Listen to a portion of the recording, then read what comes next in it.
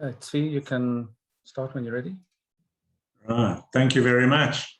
Good evening, everybody. All those who have logged on or watching streaming through Facebook, I'd like to welcome you all to our webinar this evening, Ready, Steady, Vote. My name is Tzvi, Chairman of the Cape Jewish Board of Deputies. Louis Brandeis said, the most important office and the one which all of us can fulfill is that of private citizen. One of the key roles of the boards is creating and maintaining relationships outside of our community and ensuring that our voice is heard and our opinion is relevant. One of the ways that we as a community can be sure that our voices will be heard is if we participate in the democratic process which this incredible country has to offer. We have this opportunity now to determine the fate of our various local wards in our province through the local government elections. But voting means appreciating the consequences and the responsibility that comes with the privilege. And so after this evening, we hope that all of you will register for the elections and encourage others to do so and impress eligible friends and family of the importance of doing so. To guide us through this evening's debate, I introduce Dawn Nathan-Jones of our Associate Relations Committee. Dawn and her subcommittee have dedicated a significant amount of time to various educational programs for our community relating to these local government elections. This evening, she's put together an incredible panel consisting of Stuart, our former executive director, who has over 15 years experience in provincial politics and who's currently in the UK. So Stu, we're pleased to have you back, even if only through Zoom. And Jacques, who's well known through the various Atlantic Seaboard safety projects and his activity in politics. This debate is to be moderated by the incredible Rorisang Setlogelo, whom Dawn will more fully introduce along with the speakers. With that, I hand over to you, Dawn. Thank you, Tzvi, and a very good evening, although it's sunny here in Cape Town, a very good evening to everyone. We really appreciate you investing your time with us tonight to listen to some very interesting insights and perspectives on the up-and-coming local government elections. We have an amazing panel we will introduce you to shortly. But firstly, before we dive into the panel discussion, I'd like to share with you, which Tzvi has touched on, but the reason why we decided to host this evening's webinar, Ready, Steady, Vote. We hope to encourage people to show up at the polls, whenever that may be, the 27th of October or in February next year, we don't know yet. Hopefully in the next couple of days we will. But as one of the board's key strategic pillars, education and educating our community to us is key. So tonight we promise to be able to share some very interesting takeouts on issues of local government that may positively or negatively impact us in the Western Cape. On a very personal note, I feel very strongly that as active citizens, we have a responsibility to vote. Voter turnout is regarded as a crucial indicator of the vitality and health of our democracy. By voting, we are participating in the process of electing leaders to represent us, to make decisions on our behalf. And we hope that our local government will create smart cities that are efficient and compete with world-class cities. Tonight, we have an amazing panel, as I said earlier, but first, let me introduce our moderator, the very dynamic Rorisang Setlogelo.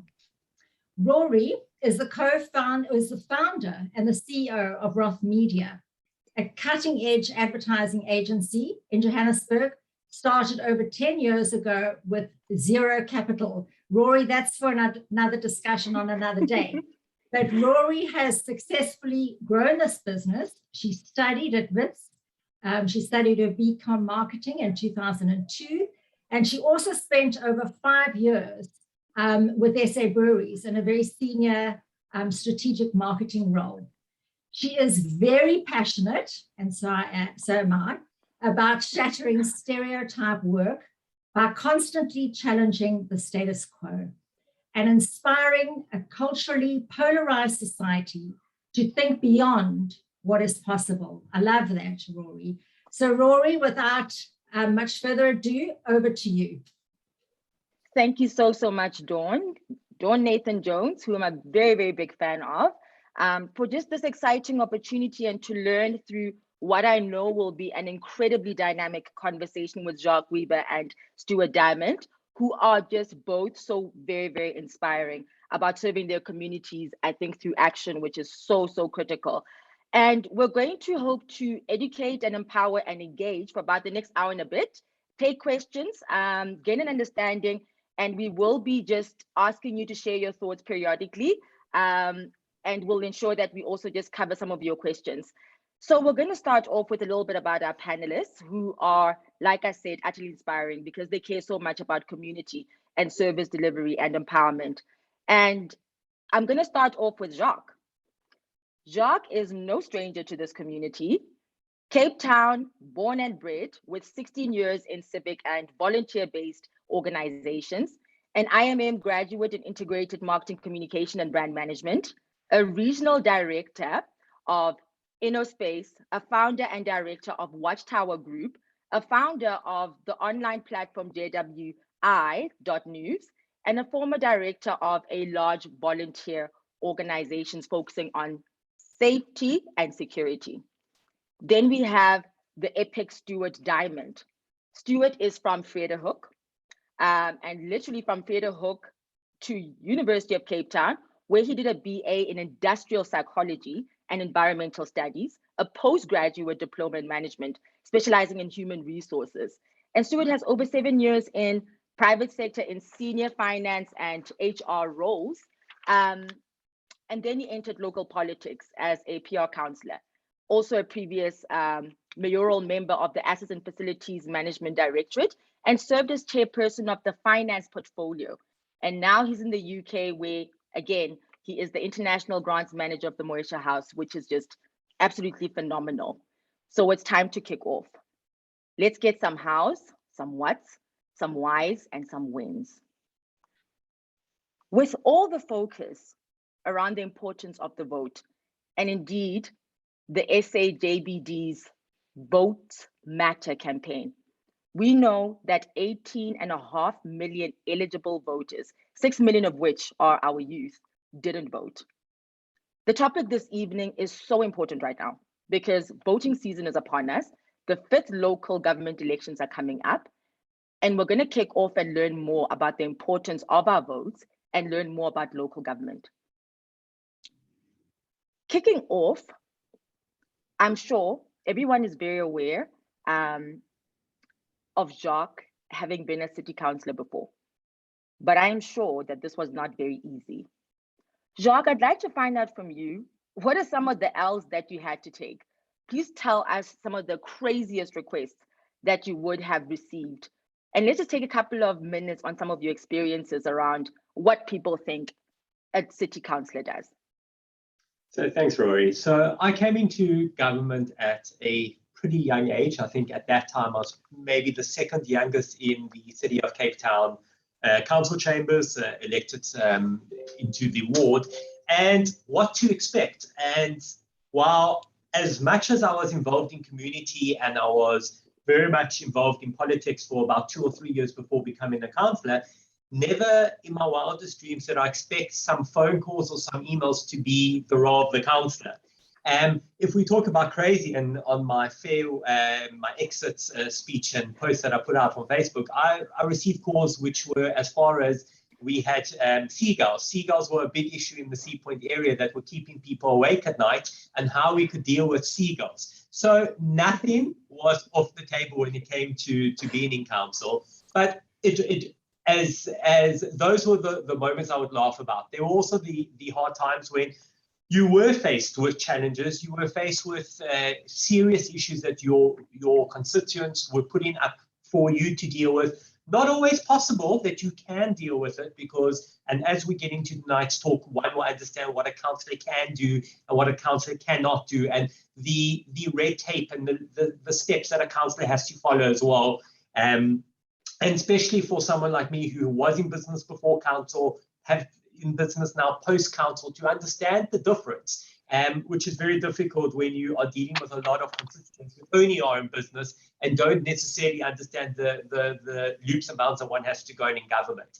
And then there were those great moments, the great moments of sorting out service delivery issues. For me, my time in council will always remain, and not necessarily also in the Sea Point area, but I served on constituencies in other areas like Nelson Mandela Park in Hout Bay. I actually, for a large portion of my period, I was very much in Hout Bay. I was on the transport committee, so I worked in areas like Nyanga, Guguletu, and certain issues there. That really was one of the biggest reasons why I wanted to be in council. So it's something that you get to do all. Some days you hate it, some days you love it, and you can go through 5 different emotions in the exact same day. Thank you for that. I will look out for seagulls next time I'm in Cape Town. Stuart, what about you? What are the insane things that you had to make yourself responsible and available for?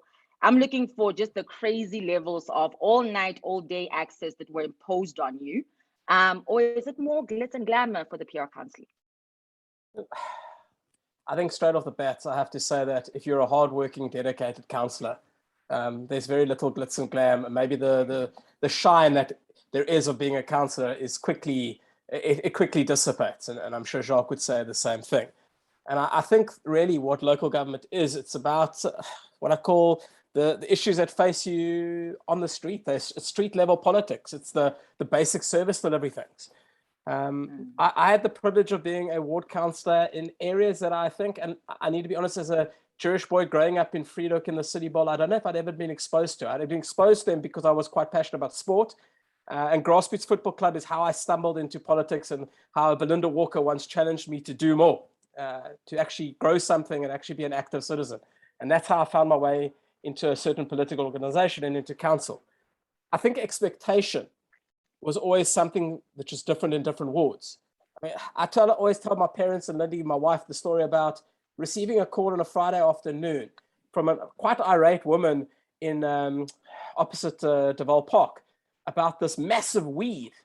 And I said to her, sorry, ma'am, what's wrong? She goes, no, I've got a weed and it's on my pavement. And I said to her, where is the weed? What is the weed doing? She goes, it's right there, it's outside. So I said to her, well, where do you live? And I took a drive up on my way home, and I pulled the weed out and put it in a packet and tied the packet around the door and phoned and said, hi, your weed issue has been sorted. She goes, what do you mean? I said, I went out and pulled it out. Now, for me, those kind of issues, I really did believe that residents had the power to do themselves, which is why I often laugh about when the city changed its slogan from "We work for you" to "Making progress possible together," was essentially what we were trying to say is that not every issue do you require government to fix. You can do others. I think what I found most challenging is when I started to go into PR wards where the issues were far more serious. Leaking sewage pipes, running sewage into people's homes, people not having access to electricity or basic service delivery. I think those issues that you can't just click your finger and change overnight. And seeing people sleeping together in the midst of the cold in Cape Town with no lights, no water, nowhere to cook a heated meal. So I think a good hardworking councillor gets over the glitz and the glam and does it because they want to affect change in people's lives. And I can attest that Jacques and I really did try to affect changes across the wards and the boundaries that we worked in. We are very grateful to Belinda Walker because we've gained so much from your tenure. Jacques, I'm going to go over to you. Just outside of seagulls and weeds, I think South Africans probably have a poor understanding of the role of a city councillor. And this is an opportunity for us to learn better. But I think let's start perhaps with the question, what do local governments do? And please do share with us what the actual role of the city councillor is and what it entails. Because I think at this stage, with our access to councillors, we just think they have to solve everything. Yeah, so it is a very important question, and many people don't actually realize that government in South Africa is split into 3 spheres. You have that of the national government, and for the purpose of this question, I'm going to use who governs the areas because it will assist people, which is obviously national, is that under that of the ANC. You then have a provincial government, which then governs the province in which you are based. In the Western Cape, that would be the Democratic Alliance. And then your third tier, which is in fact probably the most important tier when it comes to actual service delivery. And I'll explain what I mean by that very shortly. In Cape Town, it's known as the City of Cape Town, which here it would be the Democratic Alliance. In Johannesburg, you have the city of Johannesburg, that would be under the ANC. It bounced back and forth after elections. So to go back to city politics and why is city council so important? So one always has to say, right, the actual service delivery, your power, your water, your roads, the parks and forests, your beaches, all the actual tangible items that you can actually feel and literally use comes from that of the city council. So if you have a city council that is not delivering on its basic service deliveries, granted what national policies say, residents within that specific municipality are going to feel it. They're going to feel it. And if we look at different areas where you go and they have infrastructure problems because the power keeps switching off, that's not necessarily the national provider of power, but could very well be the local government not supplying the infrastructure needed for power. So what is the role of the councillor? The councillor is to represent a group of people, which is known as your constituents, and you are voted in terms of a ward. A ward is a particular area. It's a boundary in which you are voted in to represent the people. Now, very, very important to note that even if you are from the Democratic Alliance, the ANC, the EFF, if you are elected into a role of the ward councillor, you represent the people of your ward, regardless if you are Party A, Party B, Party C, and because you are there to make life better for everyone within that particular ward. So the role of the councillor is to bring the queries from the residents to council, not necessarily as in you become a call center and you become the service delivery platform for that area, but you become the service delivery champion. And I use the word champion because your job is to unblock issues that are happening through the city. So through their platforms, through their department, that is not necessarily translating to tangible actionables out on the ground. The city council is also, city councillor is there, when I say represent the community, be it in the different forums. So one thing that we have in, and I believe strongly it's pretty much the city of Cape Town, and it's strong, is you have a number of ratepayer organizations. You have a lot of NGOs, NPOs, civic bodies, far greater than other places around South Africa, and this we know. And the ward councillor is to basically be the go-between between them, the city council, the greater structures within councils, and what is also known as a sub-council. So basically every couple of wards, normally 4 or 5 wards, form part of a sub-council, and the purpose of this body is to speed up certain service delivery matters so it can go via a sub-council, not necessarily needing to go up to a main council, because you can imagine the bottleneck you would cause if every finer detail had to go through a main council. And when you have 100 and I think it's 31 or 126 wards in a city, you can imagine what could happen. So the city council is not, and I want to say that when I say the person who is responsible to make sure that every finer detail within the city works, they are there to represent the people within the city. And the ward council is also the person that should be available should you have a problem. Should your problem not get sorted out through the structures, that's when the city councillor comes in and says, right, you've tried, you've used this different mechanisms, they haven't worked, let me now try help you. That is fantastic. I love the term champion of service delivery. That certainly connects with people, and that's who you're serving as your constituents, as people. And you want to know that you've got champions when you're speaking service delivery. So I think we can get to something slightly technical. So in the upcoming elections, we would cast our vote on 2 different ballot papers, one for ward council and the other for a political party's name. So let's talk about how the election factors for communities and why our votes would matter in this 2 ballot process for the local government elections. How does it affect our day-by-day lives, Stuart? What is the role of this vote? Yeah, Rory, just going back to what Jacques said, I just want to add one thing on that there is something called the Structures Act, which governs the way the structure of a local council. I think the other side that Jacques didn't kind of allude to is the administration. I think the important step that the politician plays is actually connecting the citizen who lives in their home to the administration, because it really is the administration that is, call it, their strategy comes from a political the political party that rules the city. And I think that connection, I think take out the political party, take out the politician, then the administration just runs the city. So, and essentially, who is accountable to who? It's a bit of a weird one because I always laughed when something went wrong. It wasn't the director of finance or the director of waterworks. It was the politician standing in the street. And I always thought that that was a failure of a local government. But going back to the question, yeah, look, I've always loved this question around the ward and the PR, because essentially what is the ballot saying to you? The one ballot is saying, which political organization do you believe can run your city in the best way? Pick that one to run your party. The next vote, the ward vote, is essentially to say is, who is the best person to run that specific designated area?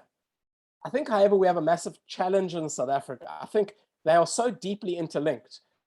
I don't think voters tend to vote differently in this. And I think I've always been frustrated by it. And maybe now sitting as a resident, I've always gone, why is it that I couldn't have a say who landed up on the poster before the poster went up on the poll?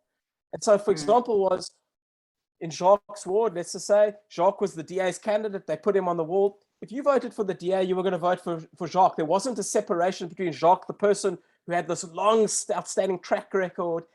You know, people voted whether they knew about him or didn't. They voted for it was like voting for the DA. And I think until we start to unpack that more and our maturity in election voting improves, I think what you'll tend to still see is that irrespective of who a political party puts up on the poll, whether it's in call it a township community or a previously affluent suburb, people will tend to vote for parties. What I'd like to see is that people start to vote for the person who's on the poster, because I think the person who's on the poster should be accountable to that community. And in that sense, the party should therefore give that person the ability to actually stand up and represent. I think a major frustration for residents is when they expect their ward councillor to come out and say, but we don't want a sports stadium in our area. We don't want the noise that comes from it. Or we don't want a specific housing development and all the issues. And that person's got to go back and say, I'm sorry, I'd love to go and represent you for that, but my party says we're going ahead and doing it. And I think then people get quite frustrated. They don't understand it, but hold on, you're my ward councillor. You're meant to represent my issues. And so at the moment, they're very clear that the one offers you different things. Sorry, that's the ice cream truck. Offers you different things, but people aren't using that. And so I saw a question come in, which we can get to later, the role of an independent. I think that's where this independent movement could be quite interesting and could be quite effective in wards, but we can chat about that later. Fantastic. I think just to make sure as we go through the evening and touch on questions in a little bit, I do want to just create like a very clear distinction and to explain this particular distinction between a ward councillor and a PR councillor. There is a process that is informed by our votes, informed by our proportional representation post that in terms of our seats, that informs who becomes obviously our PR councillors. Hello? So let me help you. So for example, in the city of Cape Town, you've got 231 seats that make up the council. 115 of those seats are dedicated ward councillor seats. The city is basically the entire metro of the city of Cape Town is broken up into 115 ward areas, roughly with a voter turnout base of about 22,500 to 25,000 voters in each of those wards. And they get to vote for a specific person who is a member of a political organization to represent their ward and their ward's interests. That person gets I would say, a tiny budget. It was over R1 million when I was there. And they can use that for capital and what you call day-to-day kind of running expenses. Next half of the council is the PR council. And when you then vote on the PR ballot, and say you get 60%, they take the total number of ward seats you've received, they deduct that off what your 60% would be, and then you get the balance is then allocated in PR seats. And essentially what a PR councillor is, he is allocated around the city by his political organization to go and work in those political wards. So when I was with the DA, I shifted from the Mitchell's Plain area to Kensington, literally all over Gugulethu Langa, and I was asked to go and work in those areas. So that is essentially, it's essentially a demarcation of areas, the big picture versus small micro. Fantastic. I'm so glad that we've covered that. because now we can go into a question from Jackie Benson. Jackie thanks you both for availing yourself tonight. Jackie knows you guys, I think. She says, great to see you both. So Jackie's question, as you read, is really around whether there is a place for independence in local governments and how much they will be able to action were they to be. And where the majority are still likely to be members of a political party, will they be able to perform their role adequately as ward councillors? Or would they be impeded and hamstrung by political party agendas? Stuart, you mind taking that one? And then I'll go over to Jacques. So often what you'll hear from political organizations is that when you start to vote for independence, you are essentially throwing away your vote. I think obviously this narrative does serve a specific agenda. It means you don't want to lose votes. So by saying if you vote for an independent, you're essentially wasting your vote. I think a lot of people forget the 2006 formation of the city of Cape Town. It was a coalition government. One seat made all the difference. I've subsequently, since leaving politics, have looked at this with a kind of maybe a different lens. I believe the biggest failure sometimes is what you fail to notice is that when you obviously win big, you become arrogant and you stop becoming accountable and you stop listening to the people. And I think what independents do, I think independents offer wards the ability to have their issues fought for harder, have their issues taken to the table harder. I honestly don't believe that any ward, by having an independent candidate, would suffer the fate of not getting their core services done, nor be getting money invested in the area. I think if any government that led a city decided to punish certain areas because their candidate was an independent candidate, I think there would be a general backlash. I just can't see that happening. What I do like about the idea of independence, it means that, for example, if Stuart Diamond wins a ward, I get to go to council and speak for that ward and fight for that ward. And in an essence, sometimes I think being part of a big caucus where the caucus makes the decision, irrespective of what you're trying to, I think kind of erodes the democratic process. I think other political organizations need to let ward councils have the ability to speak and speak up against decisions, even if they're willing to make it. But I do see a benefit of having independence. I think they bring a freshness to council. I think they bring new perspective to council. And I do think in time, you will see more and more independence coming back into council. I think communities are becoming frustrated by collective decisions that don't speak to the needs or understand the needs of specific communities. Thank you for that. I am very inclined to agree with that. And Jackie Benson, I hope that answers your question. Jacques, I'm going to go over to you. We have an anonymous attendee who has asked a question just around your representation in Sea Point. So they do reference the fact that there are some major issues facing the community of Sea Point, particularly the homelessness situation. In your experience, can the current government do more, or should we expect that no other party would have been any better, and that there is just no other solution to this sensitive dilemma? Okay. So Rorisang, I'm going to answer that. I just want to jump back quickly to the independence councillor question quickly and just add a bit there. I think there's definitely a role for an independent councillor within council. I think, however, voters need to be able, and I'm not sure we are there yet, to vote for the person that is capable, not just because it's an alternative to what is there now and you're not happy with what's there, but that it's a credible person that is able to deliver. Because there's no point just bringing in someone who is weak and not necessarily skilled enough to deal with the level of politics and service delivery within the ward, just because you're fed up with what is there currently and you think it's a better alternative, because you could actually go backwards. And keep in mind that for that independent, they are going into a city council that is predominantly a percentage 60, 55, 52 of an opposition, and they almost become an opposition to the council that is there. Yes, you can speak freely, and I want to touch on the point of, and Stuart said it, a caucus. Political parties in South Africa are very much controlled by the caucus that you are in. So even if your councillor believes otherwise, you are made to vote in favor of what your party caucus is. And that is the political system within South Africa. It can be the DA, it can be the ANC, it can be the EFF. The minute you speak out, there are disciplinary structures in there to now discipline you because you did not follow that of the caucus.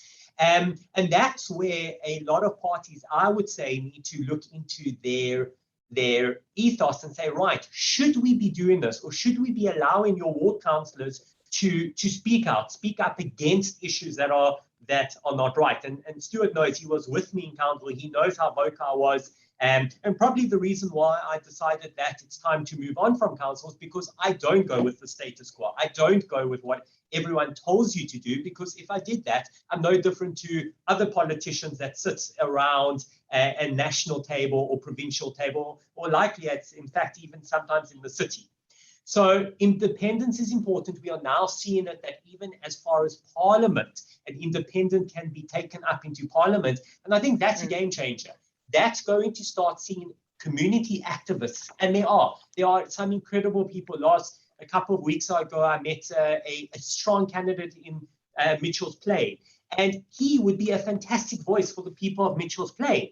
And not necessarily aligned to a political party, but someone who is credible because he's done day to day, not just spoken, but physically have put activities into place in Mitchell's Plain. It's very easy to be a speaker behind a keyboard and promise what you're going to do and how you should do it, and everyone else is doing wrong. And then you find those people who are physically out there doing it. On the question of homelessness, now, it is an issue that has been around the city for years. It didn't just arrive on the doorstep last week. It didn't arrive on the country's doorstep a month ago. It's an issue that over time has been present. However, since COVID has got extremely worse in various areas.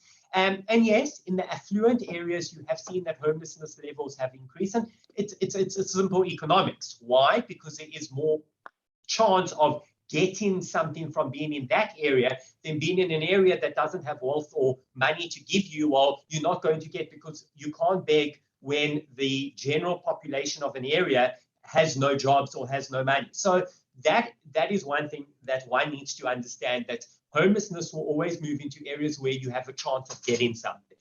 Do I believe that the current administration is dealing with it? I think one needs to also understand the political side to homelessness across the country. In the city, they are currently fighting court cases where they are being restricted to enforce bylaws. Now, by no means do I believe that heavy-handed law enforcement is the answer to homelessness, because it is not. Homelessness is not a crime. It is a social issue that we have. And as things get worse in the country, and I wrote about this today, the issues of homelessness, unemployment is going to continue to grow. So one needs to keep that in mind. However, there has to be a balance about, there are bylaws, and bylaws say you may not light a fire in public, specifically on a mountain. The court, however, is hampering the city's efforts now in ensuring those bylaws are carried out. And as I was driving to this particular court, Rory, there was a fire being lit by someone on a mountain. And we know what devastating effect that has, not only for property, but for human life as well, if that fire spreads. So I think one also needs to understand the politics. If you go over to the city of Johannesburg and you follow the Metro Police, they are enforcing bylaws, no problem.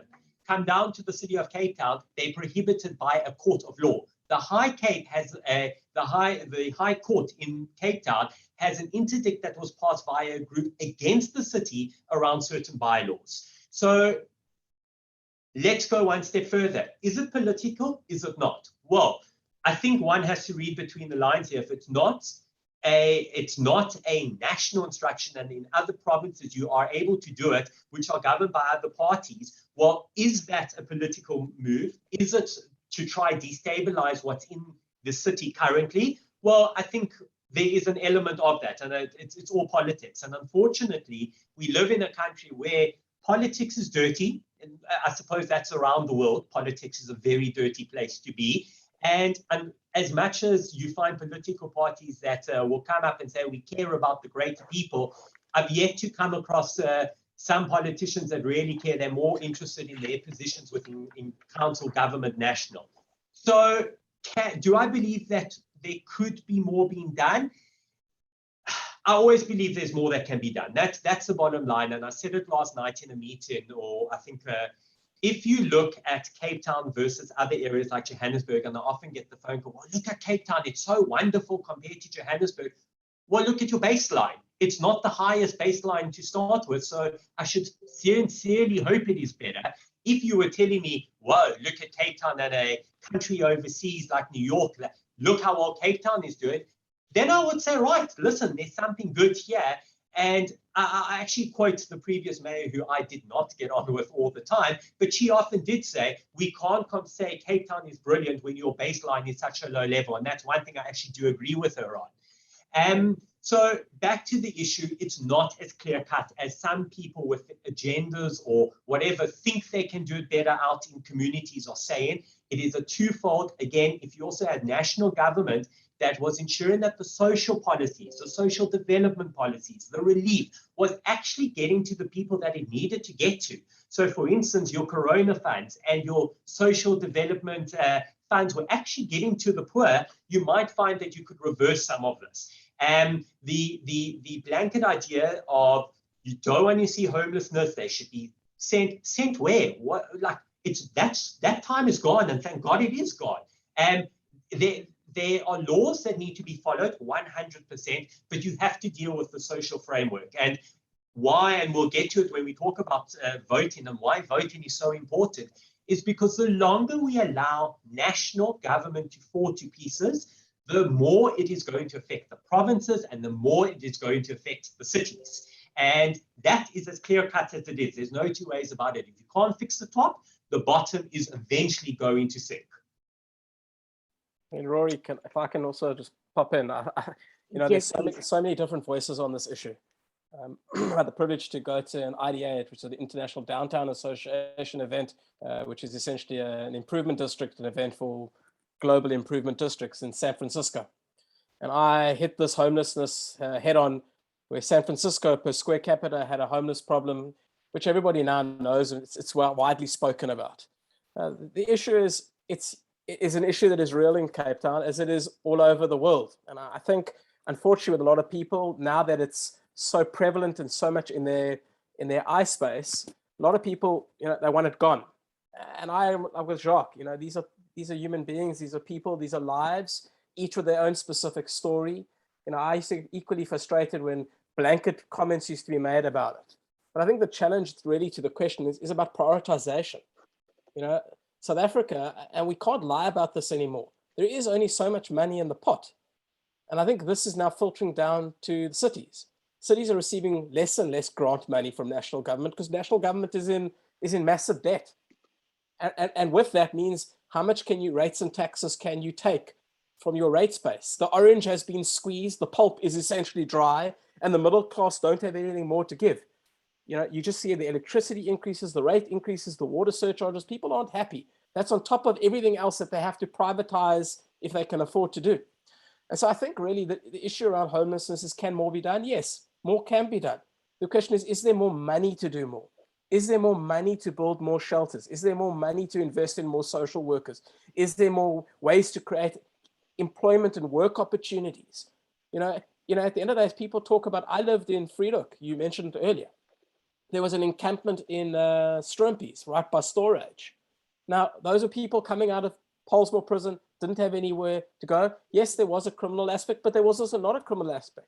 There was an aspect of people who were desperate to get off drugs and get off took and get off the alcohol and to rebuild themselves, but there is no work. So I think what Jacques also articulates is that to take care of the problem, you have to throw a lot of money in and you have to do a lot of things.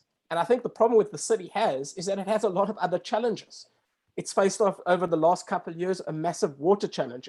People want their sports fields done. And I could go on about the challenges and the needs, and there are needs all over. People are living in shacks who are looking for homes. The social housing activists are demanding the city to build homes closer to town. So again, I think for me, it's about prioritization. Is the homeless issue one that they can prioritize, and do they have the budget to do? I think they've got a tough job, because I think wherever you look, there is a rights group screaming at them to do something and to do more and to put more money in, when in truth, there is very little to give. So, either they must use, the 18 billion rand that they speak about having in the bank. But then again, if you use all that money and it's gone, and you sell your property to raise money, one day your pot's going to be empty, and then your city will be in a dangerous thing. So I think, can more be done? More could always be done. I think where it comes back to this topic is around using your vote to vote, and Jacques mentioned earlier on the independent question, to make sure that the people you put into government are actually people that have the quality and the capacity to do the job. And I think, unfortunately, what's happened, and you did mention that this is only the 5th time we're having an election for local government, because local government as a construct came out of the 1996 Constitution. It's actually in its own right a very new structure. I think people, by voting, they need to hold political parties accountable to make sure that they get the right people into government so that they can design the right policies, make the right decisions. At the end of the day, if the party you vote for is the party that's going to design policies, if they've got the wrong person there who doesn't understand the MFMA or the MFMC and doesn't know how to write a credit control policy, you've got problems. And so I think while democracy is great and it allows different people in, I think we really do need to be looking at who is standing for government. And Jacques mentioned the 3 tiers. I think we have a problem in this country where national government is perversely made out to be some grand place to be if you want to become a politician. I think local councils need to be given far more respect for the endless hours they give. I mean, Jacques can tell you it's 19, 20-hour days for a very, very long time. And I think until you respect people more, speak to them with decency, and make it something where people with quality individuals want to come in and change their landscape, I think people are going to stay away from it. So personally, I think more can always be done. But I do think when it comes to voting, vote for the right candidate and make political parties choose people who can do the work. Otherwise, this becomes a jobs for pals situation where it actually deeply impacts you and your lives for the next 5, 10, 15 years. And bad policy decisions have lasting legacy outputs. Yeah, I think it's fantastic that you both have taken the position of more can be done. It's inspiring. It leads me into our next question, because there is a role for active citizenship.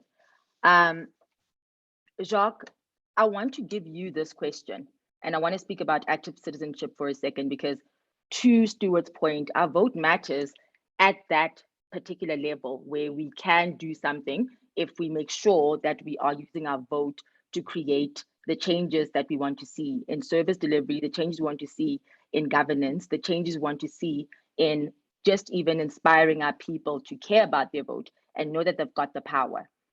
So there seems to be a bit of a despondency in our youth. And indeed, like I think at a broader societal level, there is a bit of a trend around pessimism. And I'm quoting you, Jacques, you mentioned something around, you get a lot of people who sit behind their keyboards complaining about any and everything. And you yourself are an action man. You have served, you have gotten your hands dirty, and you have gotten right there on the ground to make sure that you can effect change. Do we have a responsibility to vote? Can we actually make a difference? How much of this can we actually take back into our hands? Yeah, without a doubt, every South African here has a responsibility to vote. And I often state, if you want to complain about the state of this country, province or city, go and vote. If you have not voted, keep quiet, because you are the cause of the problem. That's where I start with it. Do we have to do more? Without a doubt. As citizens, and I think, and it spoke to what Stuart said earlier, where we still kind of maybe vote for parties because it's entrenched into us to vote for a party and not necessarily understand. But it will change, Rorisang. We've got youth that are coming forward who now understand what is the difference of someone that delivers, someone that doesn't deliver, a party that is delivering, a party that isn't delivering. And I also believe that a lot more people get involved in things. And one thing that you often hear of South Africans is that South Africans are resilient.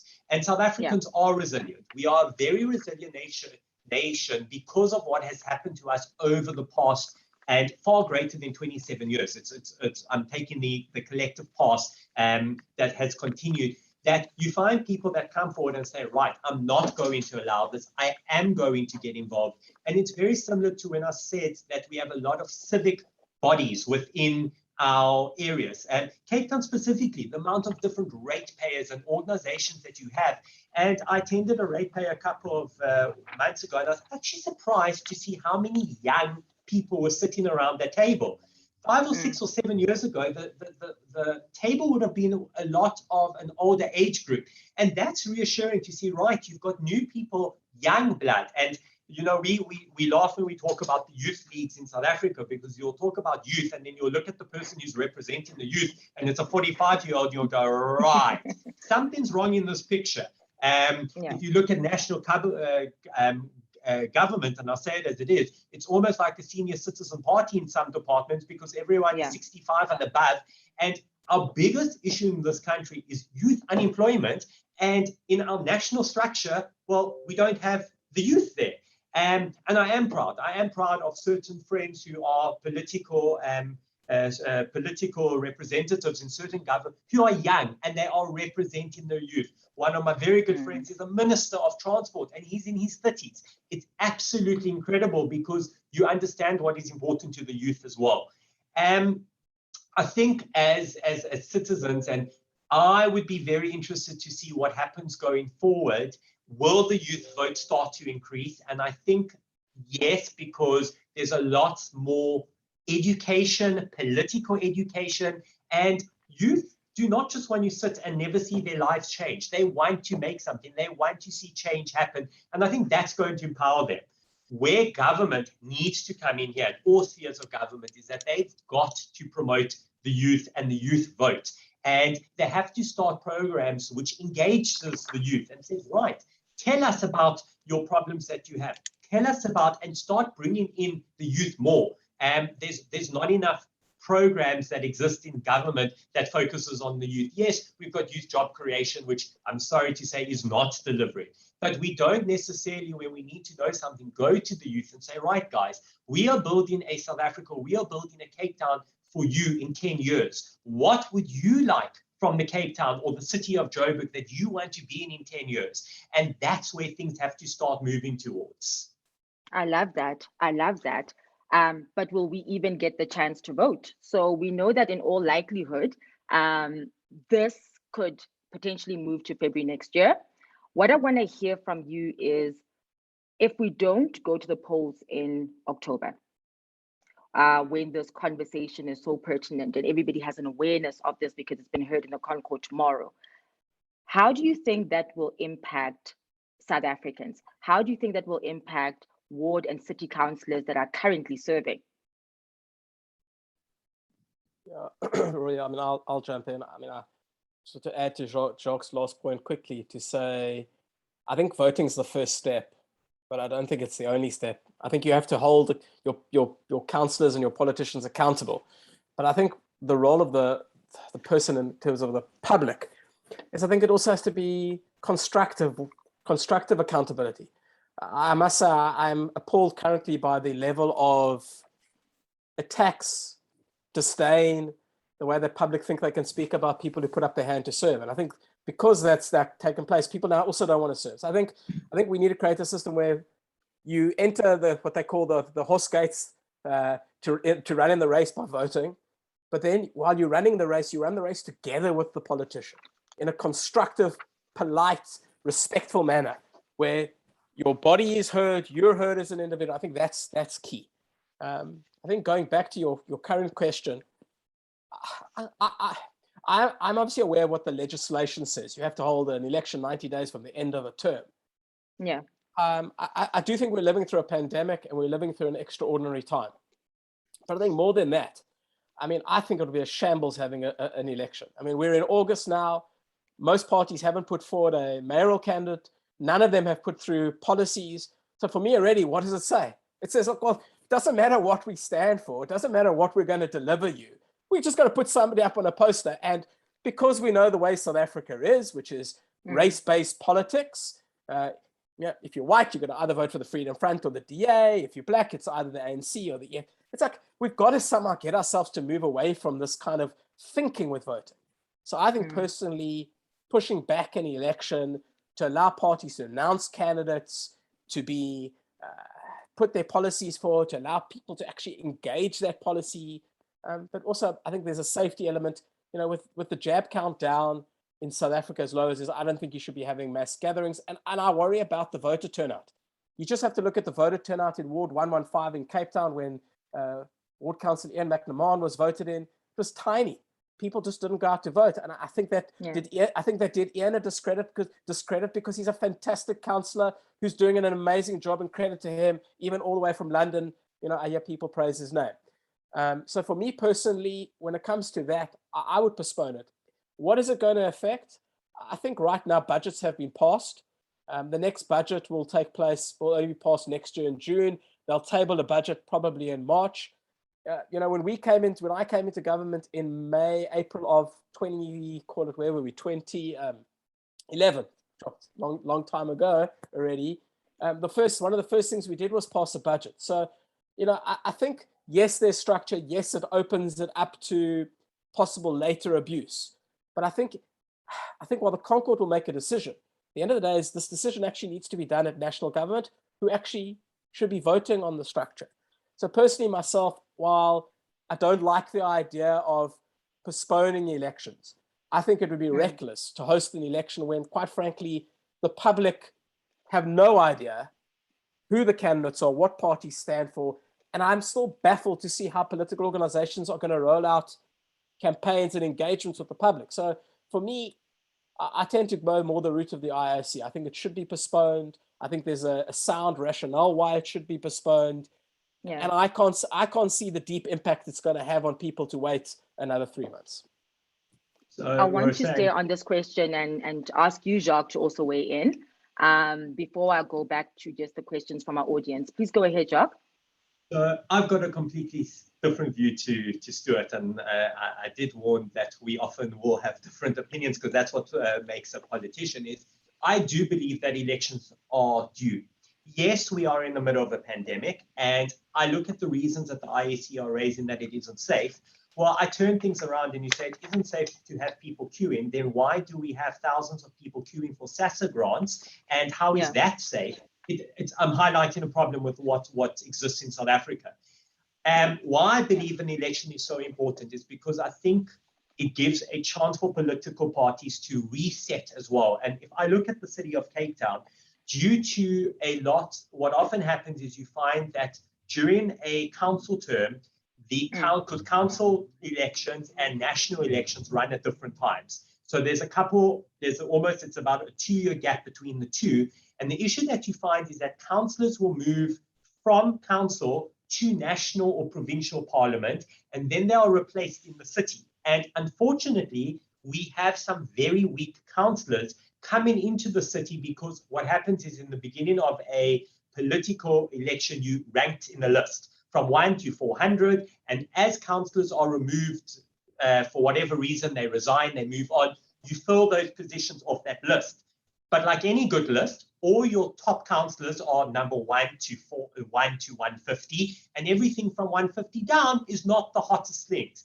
And we are seeing this in the city, and it might upset some people, but that is the reason why we've seen a level of service delivery drop in the city, because we have some very weak councillors in positions that they shouldn't be, but there is no one better to put in it right now. And it's not only just a city issue. You've seen it in Johannesburg. Johannesburg worse because you've barely filled up between 3 political parties there in the last 24 months. And that is why I do believe that an election is needed. Yes, you can postpone it to February, which is the date. But then what happens? We now hear the professors saying that for more than likely, you're going to have your 4th wave in December. They're now saying between 2 and 10 December, it will last for a period of 75 to 90 days. Well, that means that we're going to roll straight into February and be at the exact same issue that we're sitting at now. And we also know, and I will bring it in politically, is that I believe that any move is always political because we know that certain parties are not polling very well. There's polls that are done on a monthly basis by media houses, by independent polling agencies, and do not think a level of that does not come in to try push elections further because we're not necessarily going to do well. If we look at issues that are in the forefront now, The corruption level over COVID has been enormous. It is on everyone's mind, be it young, middle, maybe not old, but it's on everyone's mind. We've got the load shedding issues. We've got the terrible rollout of vaccines. Now that it has started, now we're dealing with the issue that there aren't enough people going for it, but we are 6 months behind the rest of the world. So I do believe that elections are needed because you do get into a slippery slope. If you move it once, what's going to stop from moving again? And tomorrow, when it is in the Con Court, it is very important to hear what ruling comes out, because if they postpone and say no further, it may not be postponed again, fine, maybe something. But otherwise, we're just entering a very dangerous cycle going forward. Could be a very slippery slope, and precedent would be set. Before I go to the questions, Stuart, I imagine you'd like to respond to that.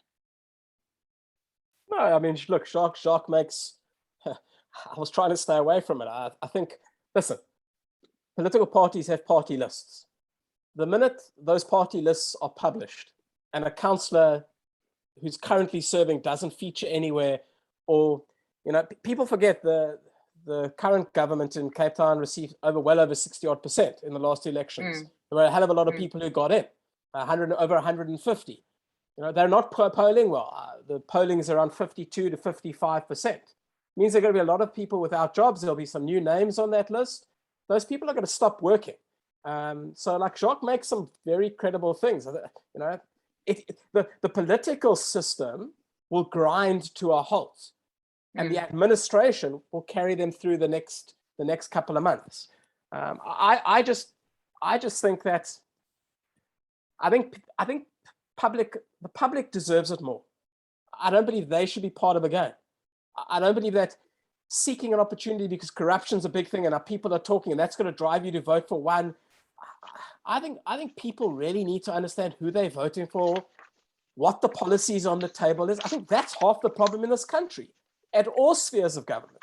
That we've actually, as residents, have stopped reading what the candidates and their parties stand for. And make decisions based on the color of a t-shirt or the blazer that they wear. And if we continue that, then don't moan when your roads fall apart, or don't moan when things. So I'm not disagreeing with Jacques where he says, what stops the next postponement and the next postponement? I think what binds South Africa so well is our constitution and even to this point, our enshrinement and ensuring that we have held that constitution as sacred. The minute you break the constitution, the minute you defeat the courts of law and the justice system, I think that's a slippery slope. So in that regard, I've always been a constitutionalist who has believed that when dates are set, do them. Yeah. But the fact that the IEC and everybody's just taken their time on this decision has kind of left the residents at a point of, well, don't you worry, we don't need to tell you anything, we'll put up our posters. I mean, it's the same thing earlier. And I mentioned it. I think people should actually be going to their political party saying, who's this person you put up? Why are they up? Where are they from? What's their background? What are they going to do? So yeah, I agree with Jacques in many aspects, but I am worried that it drives that narrative of don't even know what we're going to do for you in the next 5 years. You don't have to think about it. Just vote for us. Give us your vote. And like somebody famous once said, when you vote for somebody, you're only lending them your vote. You're not fixed to have to vote for them time after time after time. And that's for any political organization. And on that point, I'm going to go off to Justin Asher. Justin says, good evening, great panel. Nice to see you, Stuart, in a shirt. That is very curious. I think we'll touch on that right at the end.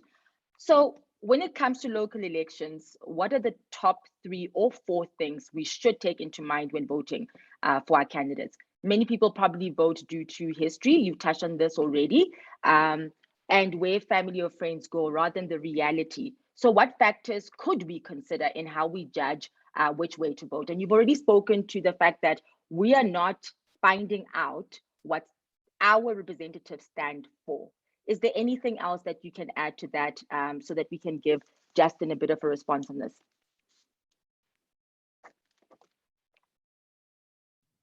I will answer on this particular question because I was in a ward, and I think it's important when deciding on your candidate. A candidate presents a CV or a party CV that is put out to the public. Is who is your candidate and where did they come from? What have they done? Have they actively been involved in civic organizations? Have they actively been involved in awards? And yes, granted, and I'll use myself as an example, when I stood up for the candidate position of Ward 54 a couple of years ago, I maybe wasn't well known as well as I am now in the area, but I had a background. I'd come from a ratepayers, I'd come from the police service, I'd come from a number of organizations where I had something credible to show people, this is what I have, this is who I am, and this is what I promise you. You can't have someone who just rocks up, who's never been in this area, doesn't understand the community in which they are representing, and that's a broad community across the board, because you need to be able to understand the community that you are in and that you are representing. And you need to say, right, well, you know, you had an issue 2 years ago, and it was actually my organization that brought that forward, and I was involved in it. So I think it's the history of the candidate that's there. It's often interesting because you don't necessarily get the interaction up front with the ward councillor or the potential elect ward councillor. Yes, you can go through to a few party political events, and now it might even be better now, because now you can do it over Zoom, and this has changed also the landscape of how you engage with your councillors. I will credit Nicola Gell, who is the councillor in the Atlantic Seaboard, who has a mobile office that is going around to different coffee shops to meet with her residents. And that is how you can meet the elect. I was a councillor elect. I got phoned by a particular organization saying, hi, we would like to tell our members who to vote for, who we believe they should vote for. No, never tell who you should vote for, but we need to know more about you. Can you come meet us for coffee? And that is what should be happening from your biggest civic organizations in order for communities. And you've got it. You've got community leaderships in all areas. In Nyanga, Gugulet, you have a lot of community structures, community leaders. Yes, some is very political, but there are some many that work towards the greater needs for those areas. And to meet with them and say, right, this is this. I know what is going on in your areas. I know what you need. If that councillor delivers, well, that is always something that you will never know until they are in that role. But that's where you expect a party to then come in and say, right, we have a problem. We have a councillor who is weak. But if the right screening program happens within the party, you should have the right candidate get up there. Unfortunately, what you might often find is that there isn't a great candidate for an area, and someone is just plonked in that area. Well, that's actually going to do far damage to the greater political party that it is. So I think it's that engagement as residents in an area. If there's one thing I can say that you should do is, before you go and vote, phone that person and say, why am I voting for you? Don't let the call center phone you and tell me, are you voting? Should you be voting? Can you vote? All the questions that they ask. Actually say, I want to speak to the candidate, and I want to know why I should give you my votes. Thank you, Jacques. So we have a few questions coming in. Can I just pop in before you take those? Yes. I think Jacques makes excellent points. I suppose one of the biggest failures is that each political organization has their own way of selecting candidates. Some structures are more robust than others, and they are screening and interviews, and you think you've got the right one and you don't have it. I think one of the issues that I still kind of have, and I've kind of seen it now when people are not happy, is that they come in and out of politics, which is often why people will, and I hate to say that I'm bringing up the American system, but really I am, because at every structure, if you're a conservative or a Democrat or in Labour, wherever you are living in the world, you get involved right at the base level of selecting your candidate. You don't come in right at the end and only on election day decide that's your chance. You play a role throughout the thing. I think the problem here is that South Africans aren't really what I call hardcore members of political organizations. They vote for political bodies, and then they kindly ask you, like throwing the ball out to the wing and saying, please go score the try. They then ask you to do your job. I think there's a responsibility in the political landscape and system that the public actually needs to make a decision. I want to join a political party. I actually want to speak to that party. I want to raise the type of people that we want to run our wards.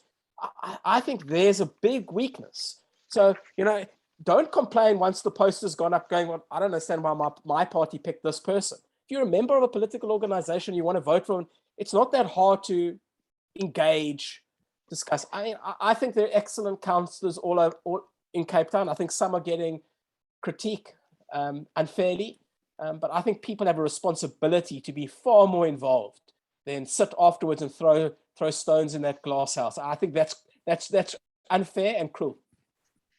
All right. I do want to bring in our audience a little bit now, and this will touch on perhaps the question that Oshi has here. If we had to measure ourselves against the best run and managed cities in the world, what would you consider benchmarking Cape Town with and why? Who would like to take that?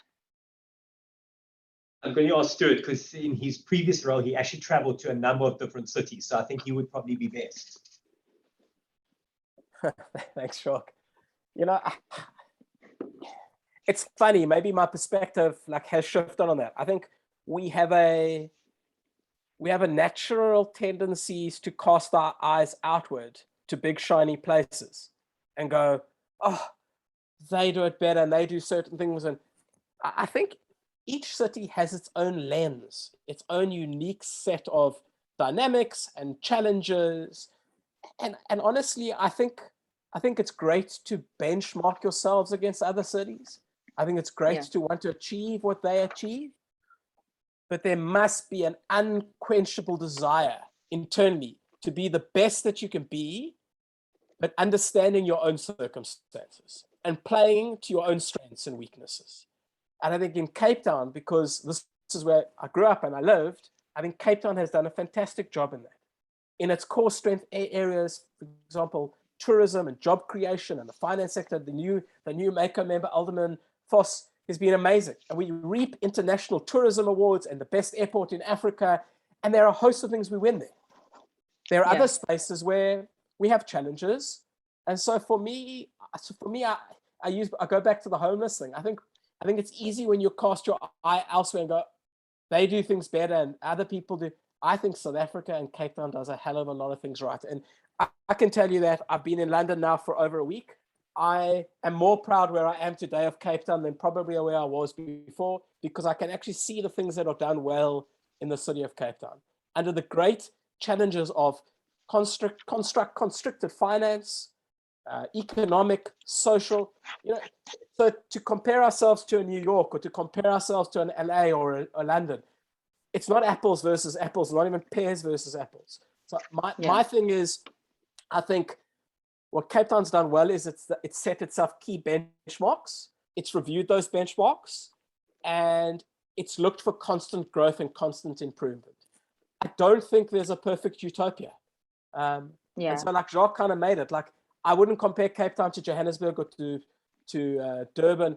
It's not relevant. I think South Africa and Cape Town is a globally competitive world city. It achieves in so many things, even in the environmental space.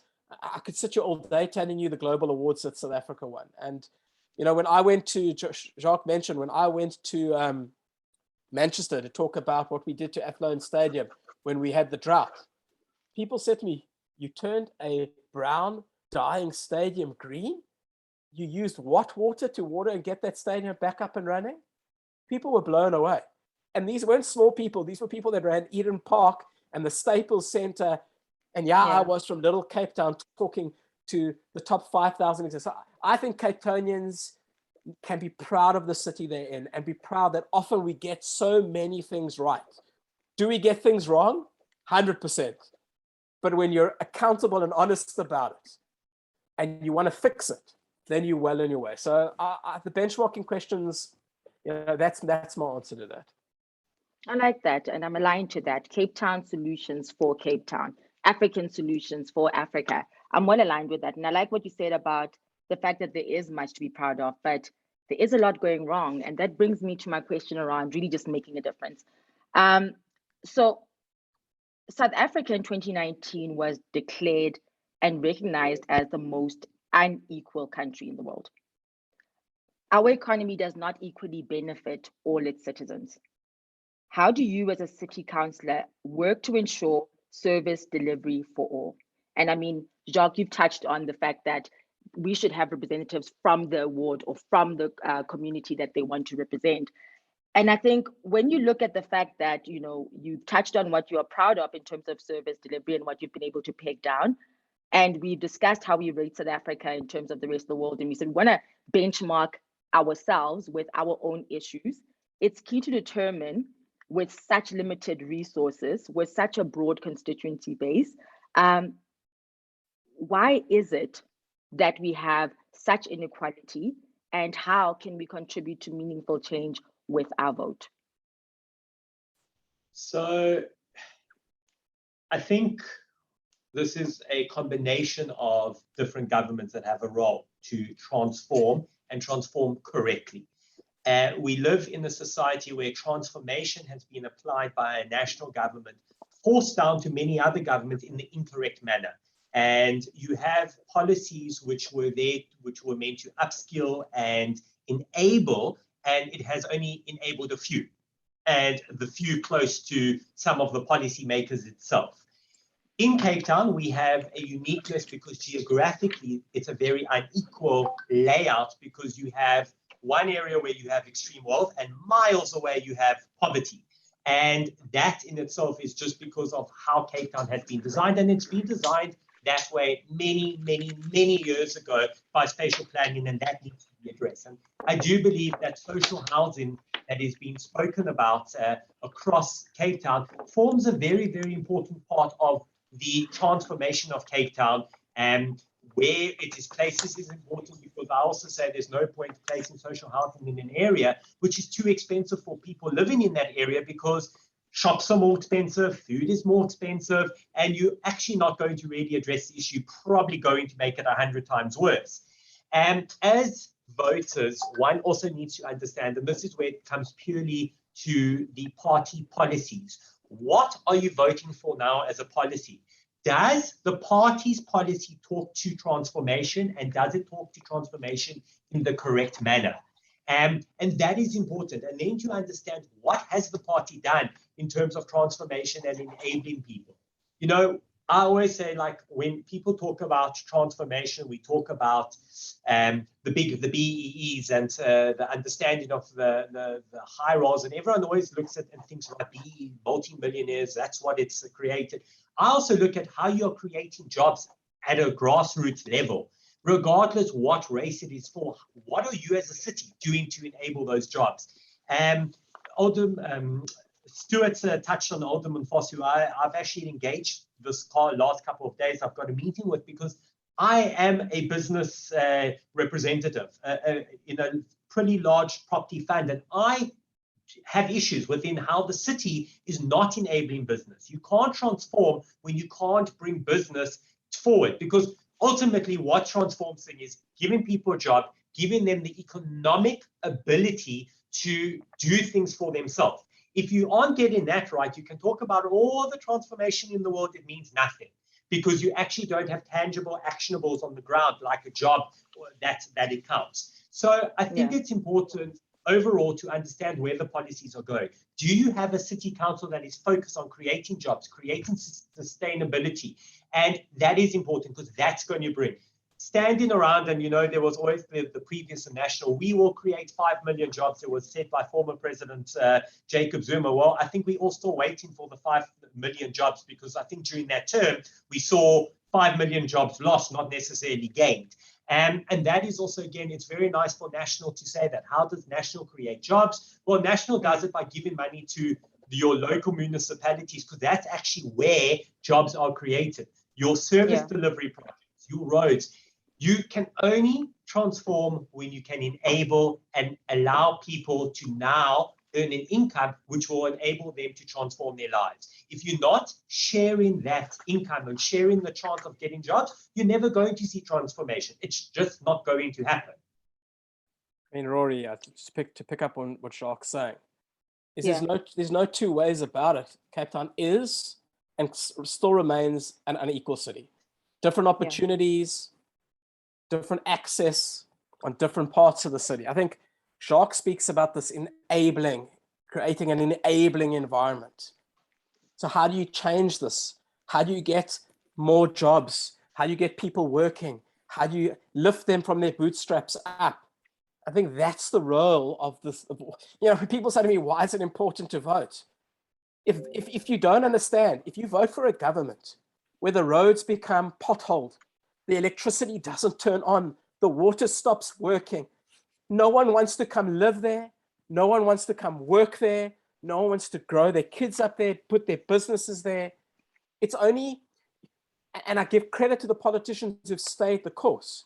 The reason why people are investing in Cape Town and coming to Cape Town to open up their businesses, like the Amazons of the world. I mean, that's the perfect example. Just look at the development in the Black River Parkway. And I know there is a touchy development with the Khoisan rights. They're coming because Cape Town has created an enabling environment to bring the factories, to work in Atlantis, to grow jobs. And I think voting, if there was ever a reason to vote, vote for a capable government who can deliver a capable city. This is why in Cape Town they want to take over electricity, because they believe they can deliver independent power to keep the lights on and to keep business there, to keep jobs, to keep people fed. And I think if there isn't a lesson for a voter in voting for a government that's capable, that's your lesson. Vote for somebody who isn't capable. It doesn't matter what you're going to do. You're not going to grow yourself up and give your children hope. So I think Jacques hits the nail on the head. It's about creating enabling opportunities. But I think even on a smaller level, I'll talk about a personal story because there are one or two really good questions, and I'm happy to keep going. When I was the mayoral committee member, I had the privilege of handing out title deeds. We left in the morning and we drove around, and I got to my last title deed. It was at 6:15 in the evening. And I arrived at the gate, and there was a woman who, let's just say, could have been old enough to be my grandmother. She was well into her 80s, and she was standing at the gate. And I walked with her and I said, have you been standing? How long have you been standing here? She said, I've been standing here the entire day. And my heart dropped. And I sat down on the couch and I said, but why were you standing there? And she said to me, do you know how many times people have told me they're going to give me a title deed for this property? They've never come. You're the first one. And I watched her son and daughter walk in, and I watched her children walk in. And I handed the title deed over, and like you do as a politician, you take the photo because it's expected of you, and your staff member puts it up. And I got into the car. We drove back from Delft, and I cried the entire way home. And why did I cry coming home? Because I realized that that tiny piece of paper was not going to just enable her, it was going to enable her entire family to get a bond, a loan to get educated, an opportunity to take themselves from wherever they were.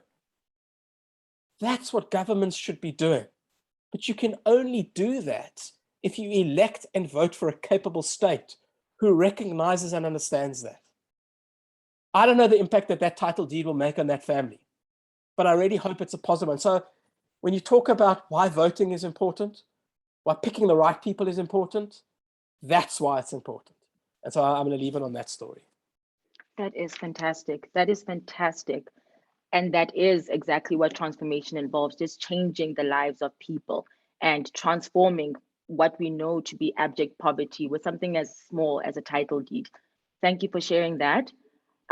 We are running fast out of time. There is so much to say around this.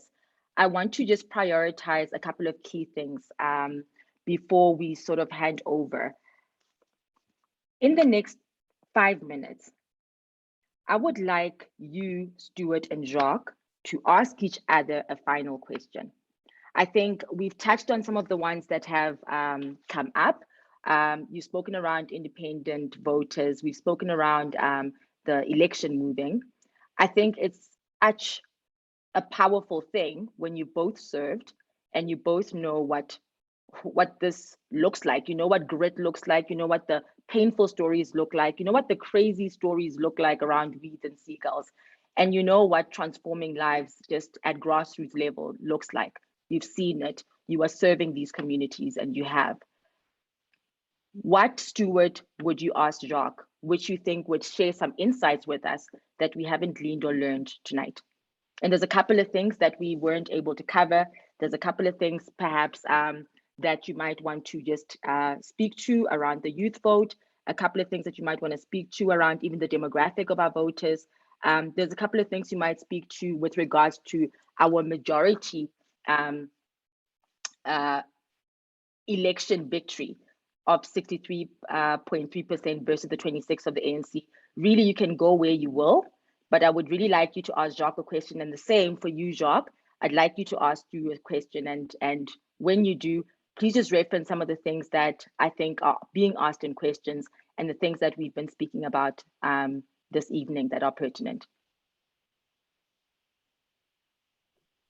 Stu, you go first. You gave us fire and you gave us passion. Yeah, I'm about to like register right now. No, I'm still reading the Q&A question. There's one there that I'm incredibly excited to answer. So it's kind of my answers in my head. I know I'm probably going to upset a couple of people. Where our brains are going. Yeah, no, it was yeah.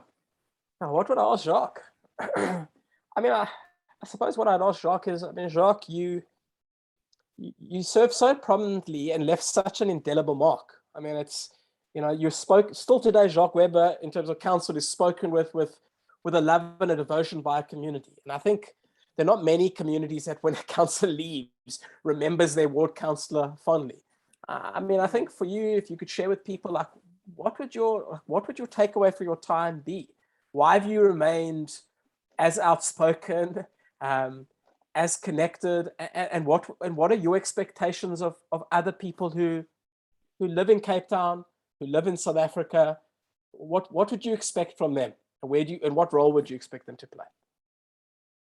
So I think what needs to happen is, to be a councillor, you need to be passionate and you need to want to see service delivery. And I quote a politician who's still very much in the city today, and in a conversation before I came into my position, he said you get two types of councillors. You get a councillor that will play politics, and you get a councillor that will play service delivery and deliver it. And I chose to do service delivery. I couldn't really care about the politics, and Stu, who knows, that was there with me. If I were to become a full-time councillor or a MACO member or move to Parliament, it was irrelevant to me because I didn't care about the politics. I refused to put myself in a political camp, and every party has camps. There are 2 or 3 camps within a party. It was about the people for me, and that may be why I am still remembered by some people within the ward about what has happened. Yes, am I still outspoken? 100%, because you can't remove passion from someone. And yeah. I am passionate about my country. I am passionate. And when I get upset that I see things like Stuart saying that a woman who was old enough to be his grandmother had to wait so long for a title deed, it drives me mad, because we have the ability in this country to change people's lives, but we are not doing it.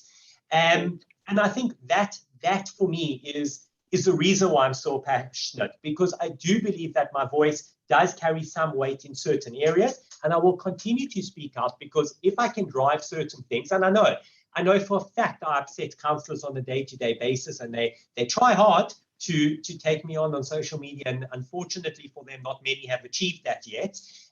But I will continue to do it, because if it means that there is a chance that someone's service delivery is going to change, that is what we need. People who are not sheep, because if we often hear when there was national problems, oh, but everyone kept the former president there. If you're going to do that, then you're sorry, but are not a good politician. Well, maybe you're a good politician for the party, but you're not for the people. You need to be able to speak out, put your foot down and say, it's not happening. I don't believe in it, even if it means I'm going to lose my political job. Politicians can come back. They come back stronger if they stand for the communities that they believe in. And there's a question that was there, and Roy, I'm going to almost bring it into my question, because it is such a pertinent question, is should there be an age limit on councillors? And it is something that I said earlier when I was talking about the youth, and I fully agree. You cannot have people who are 75 or so, who have been ward councillors for the last 15 or 20 years, because you start to not understand where things are moving. You think you've done everything, it's been there, it hasn't worked. It doesn't mean because you've tried it before and it failed, it cannot work now. And sometimes new blood is important. And one of the biggest disadvantages is that our political system is a bit, it's delayed. It's archaic in this country, where you have people put in there by parties and not necessarily put in there by the people that vote for them.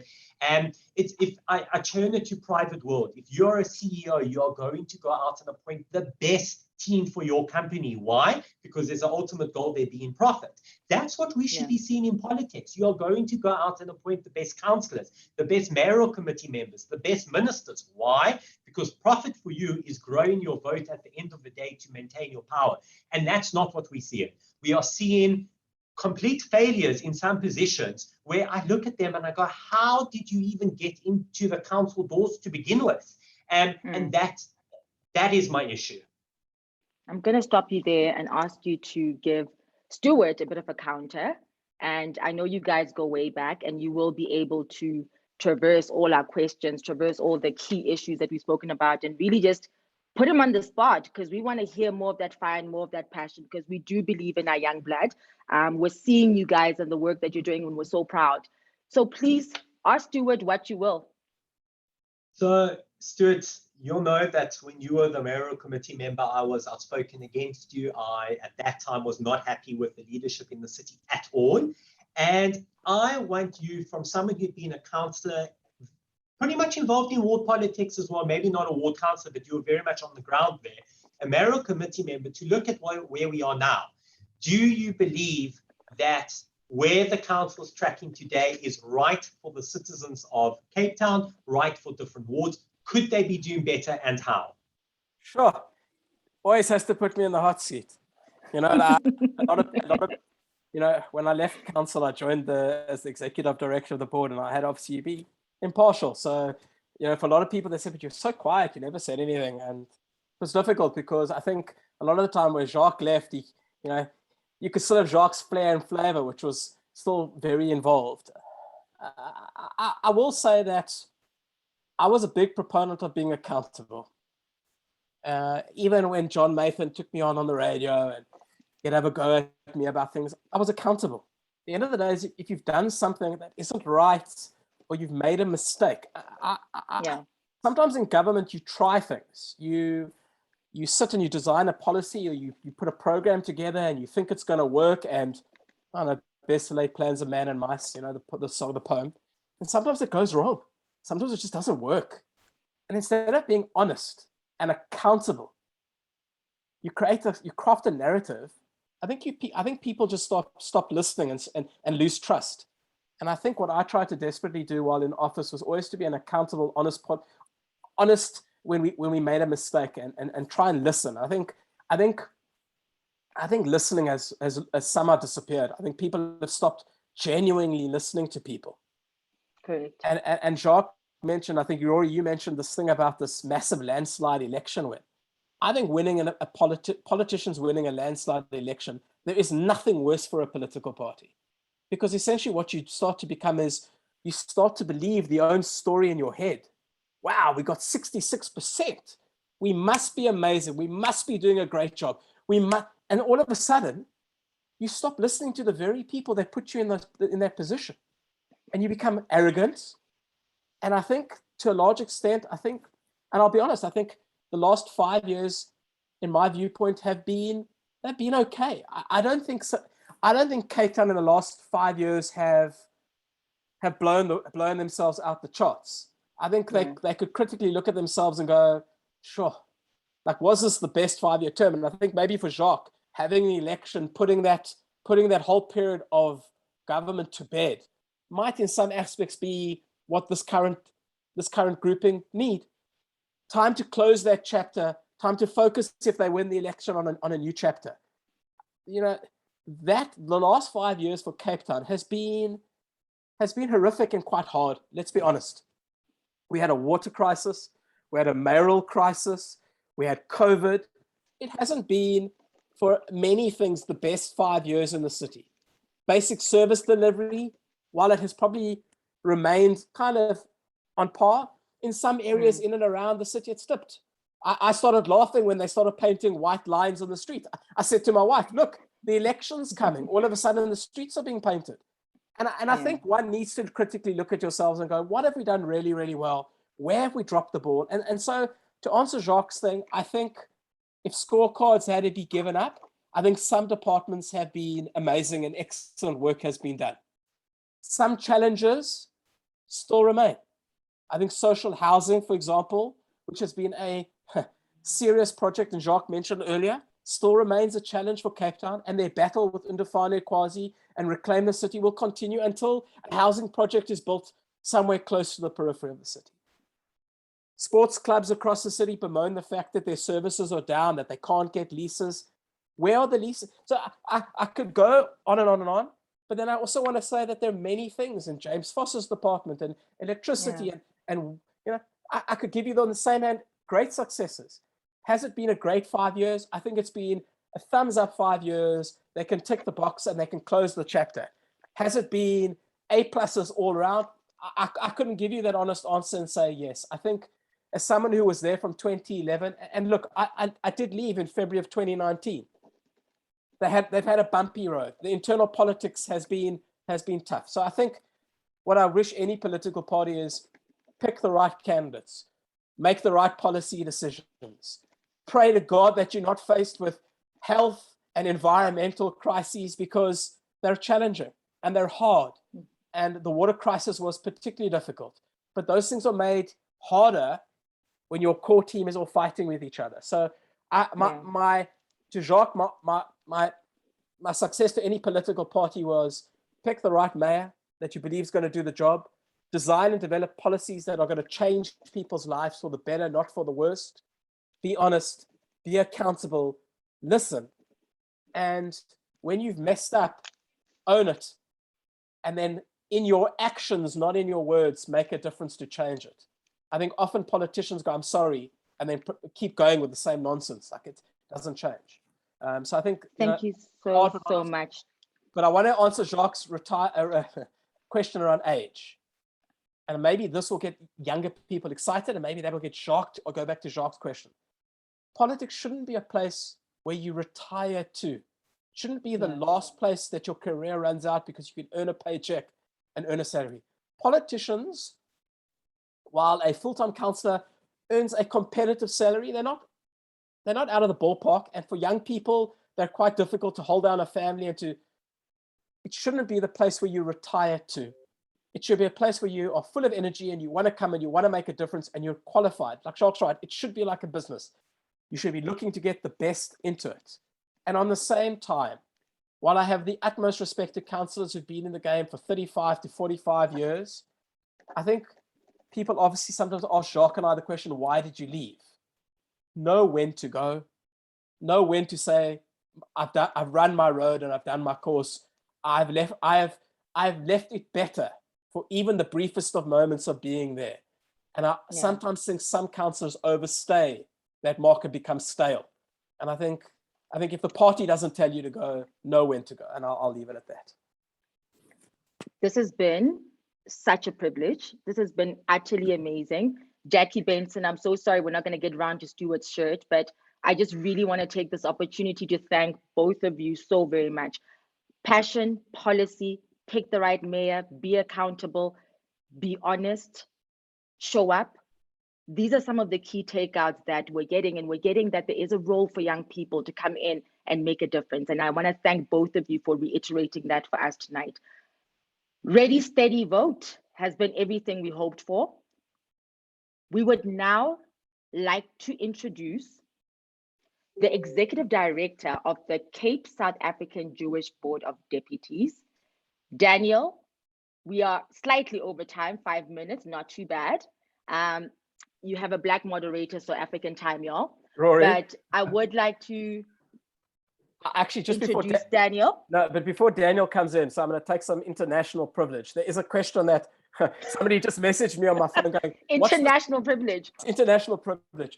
Ask me, what's this question that you and Jacques, like whatever. It would really be wrong of me to kind of not. It's the anonymous question, and I really do want to answer it because I think it's important enough. And then I'll give Daniel, and maybe Jacques wants to have his say. Daniel, sorry, I'm going to allow it. It's fine. We also have Jewish time, Rory, so that's fine. I'm going to say this. I've long watched this question around the Western Cape breaking away, Western Cape independence, etc., etc. I still hold a green passport.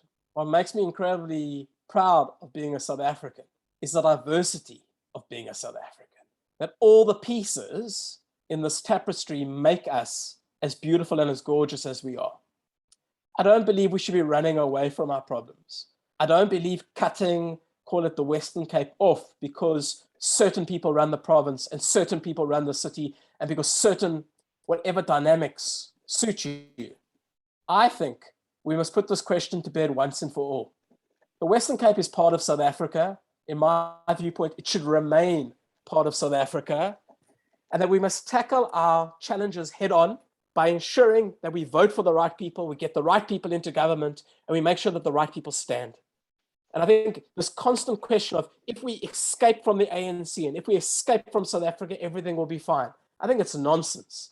And for me, I'll say it as it is, I feel that there are racist undertones to a lot of why people want to do that. Yeah. If you're a South African, be a South African, accept what Mandela did. We are a rainbow nation. We have one of the most beautiful constitutions in the world. Be proud of that constitution. Cherish that constitution. I got involved in politics because I started a soccer club that runs transformative projects. It still does to this very day. It brings black and white children together that would never have been brought together because they came from different areas. One came from Khayelitsha and the other came from Camps Bay. I think today more than ever, South Africans need to embrace being South African. They need to understand what is down the road around their corner and the challenges that, yes, come with that. And so for me, there is no two answers to it. The Western Cape must remain. We must tackle our challenges head on. And I'll leave it at that. Thanks, Rory. Yeah, you guys are not a republic. You are a part of us. We love you. I have had such an incredible time learning so much more about what happens in your community. And I think I've met the beating hearts of people that are just passionate about change and passionate about ensuring that they can show up for this country and show up for the things that we should be proud of as South Africans. And we want to take that definitely to the voting stations. I'm going to give this another try. Jacques, I'm not going to let you come in. I'm going to turn to Daniel now and introduce our Executive Director of the Cape South African Jewish Board of Deputies. Daniel Bloch, come in. Thank you, Rory, and excellently moderated, like really well done. I've thoroughly enjoyed the session. I also like to thank Jacques and Stuart for giving their time. Stuart, you can WhatsApp me a bit later that question about the shirt, and then I can provide the answers outside of this forum. Don't answer that now. But I think what we've enjoyed here is just the openness, the transparency, the truthfulness, and that's why we, people ask why we're having Jacques and Stuart debating this, and I think you two have proven, without a shadow of a doubt, you have a passion, you have a love for the politics, you have an understanding, and it's something that is close to your heart. And I think one thing that I take away from this is accountability. Not just accountability, what people feel are from the politicians and the ward councillors and the political parties, but accountability on ourselves as active citizens to go out, to go vote, to go register. One thing I will say on the youth before we end and we allow everyone to go have dinner is we spoke about the youth, and we recently hosted a webinar with the matriculants. And in my time, Stuart and I were at school together. We were thinking about who Man United is playing on the weekend and what cricket match we're going to play in our backyard. The youth of the day are coming up with some really pertinent questions about government, about what's happening with poverty, what's happening with unemployment, what's happening with climate change.